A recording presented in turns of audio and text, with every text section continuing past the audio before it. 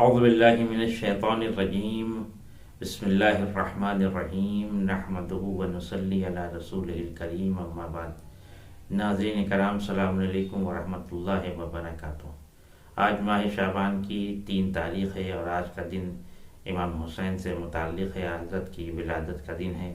آپ حضرات کی خدمت میں تبریک و تہنیت عرض کرتا ہوں۔ امام حسین علیہ السلام جنہوں نے اپنی قربانی سے دین اسلام کو قیامت تک کے لیے محفوظ کر لیا، آج ان کی ولادت کی تاریخ ہے۔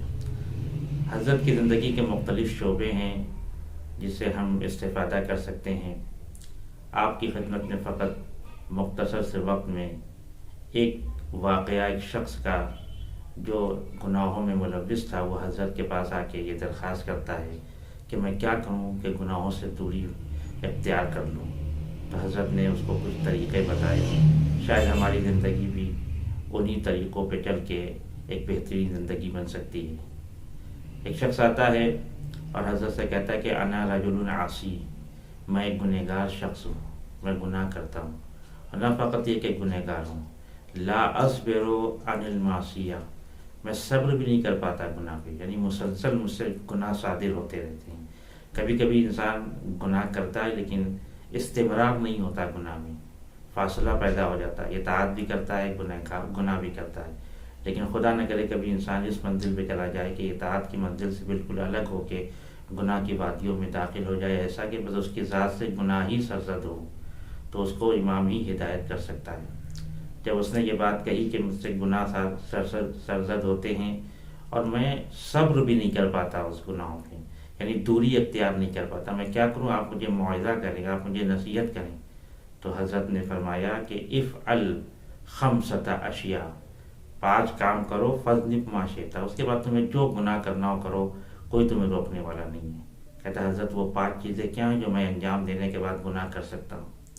تو امام حسین علیہ السلام نے کہا پہلی چیز یہ ہے کہ تم لا تأکل رزق اللہ، تم اللہ کا دیا ہوا رزق نہ کھاؤ۔ اللہ جو رزق دیتا ہے اپنے بندوں کو، اس رزق سے تم انکار کر دو، اور پھر تمہیں جو گناہ کرنا ہو کرو، تمہیں کوئی روکنے والا نہیں ہے، کوئی ٹوکنے والا نہیں ہے۔ فاذنب ما شئت۔ پھر حضرت فرماتے ہیں کہ دوسرا کام یہ ہے کہ اخرج من ولایت اللہ، اللہ کی حکومت، اس کی ولایت، اس کی طاقت، اس کی قدرت سے تم باہر چلے جاؤ، نکل جاؤ اس کی قدرت سے۔ جبکہ سورہ رحمان میں پروردگار کہتا ہے کہ اگر کوئی نکلنا بھی جائے چاہے قدرت پروردگار سے، اس کی حکومت سے تم نہیں نکل سکتا۔ امام فرماتے ہیں کہ تم اس کی حکومت سے نکل جاؤ، جب تم اس کی حکومت سے نکل جاؤ گے تو آزاد ہو جاؤ گے، پھر آزاد ہو گے تمہیں جو کچھ کرنا ہو کرو۔ اور تیسری چیز حضرت فرماتے ہیں کہ اگر تم چاہتے ہو کہ گناہ کرو تو تمہارے اوپر لازم ہے کہ ایک ایسی جگہ تلاش کرو، اطلب موضعا لا یراک اللہ، ایک ایسی جگہ تلاش کرو گناہ کرنے کے لیے کہ جہاں خدا تم کو نہ دیکھ رہا ہو۔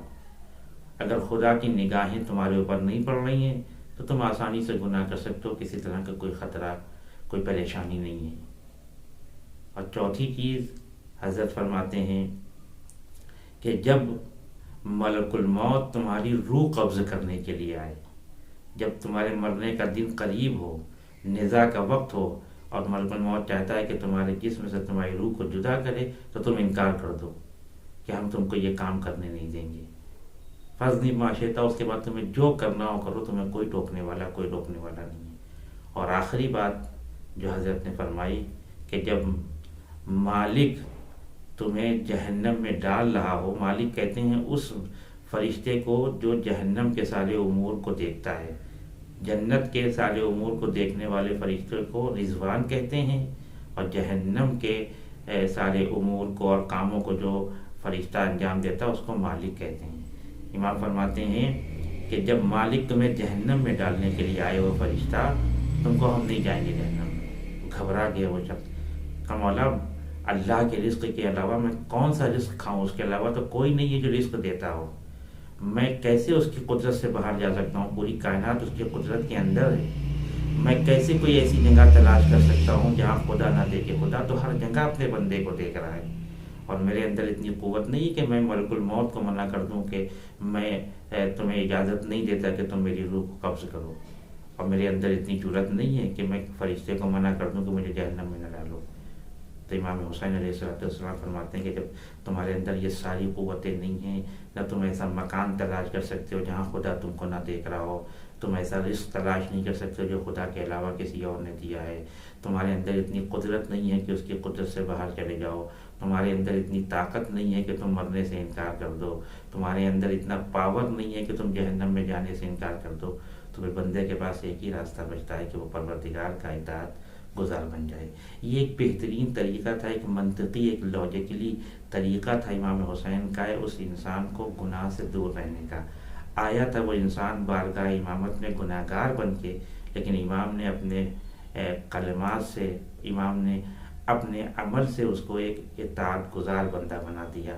اور یہی اصل امامت کا فائدہ ہے کہ امامت کی بارگاہ میں آنے والا انسان جب پلٹتا ہے تو خدا کا اطاعت گزار بندہ بن جاتا ہے.